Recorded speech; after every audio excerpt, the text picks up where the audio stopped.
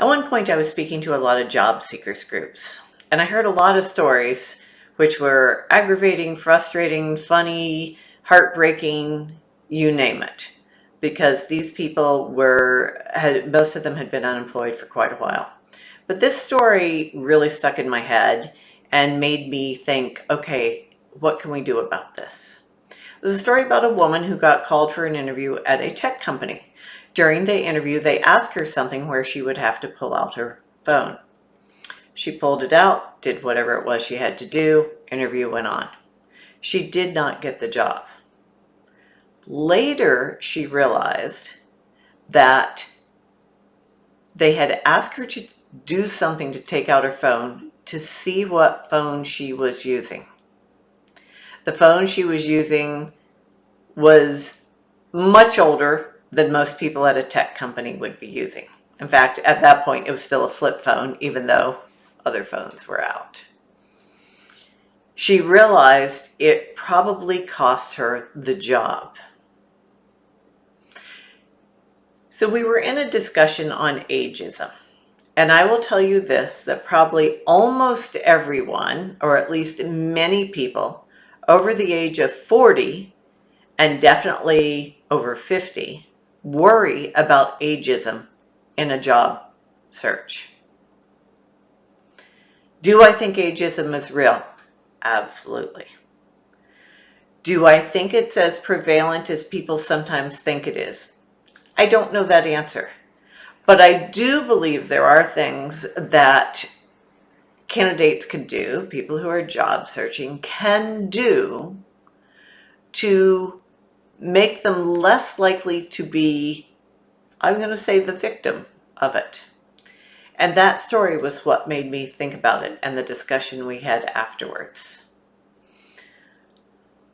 A lot of times I believe that people who are older and have been working, especially if they haven't been for a job interview in a long time, and that's with a lot of the people I was working with at the time, a lot of them had been at the same companies for 20, 30 years, just moving themselves up through, but never really having to go through a real job search process.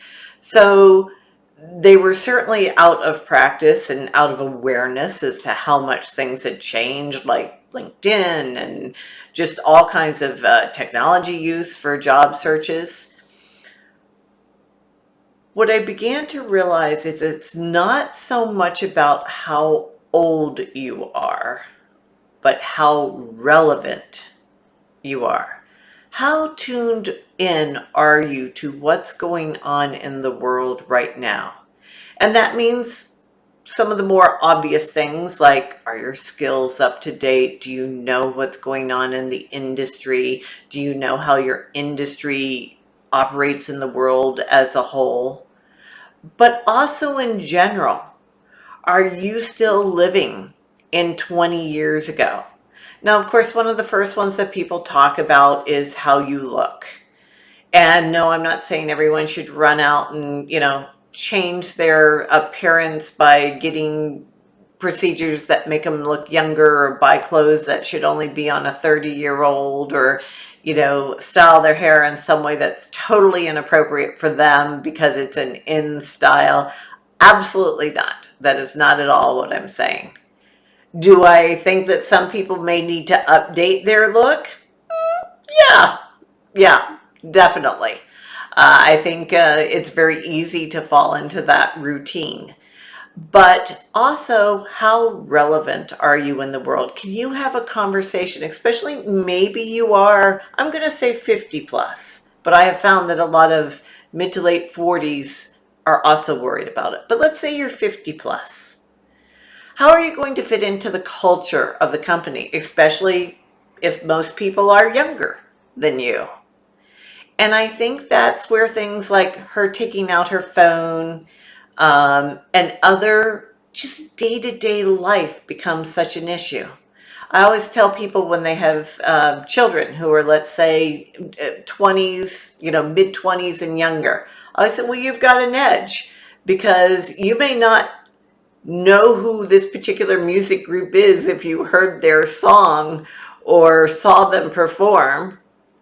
But if someone mentioned them, You would know they're a music group because you've been around your kids or other young people. It's about staying relevant. What do you know that's going on in the world? And that's, TV shows. I can tell you a lot of TV shows and movies that honestly I'm never going to watch. They're just not my thing. But I do know that they're movies and TV shows. Same thing with music, as I just said.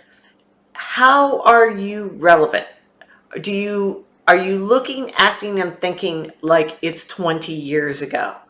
That's going to be what hurts you in a job search, not necessarily your actual chronological age. If you want to go with the age is just a number, that's fine. But I do believe that if you're in a job search, you have to be able to show in a very natural way that you are living in the current year. Good luck with your job search. It's been great talking with you.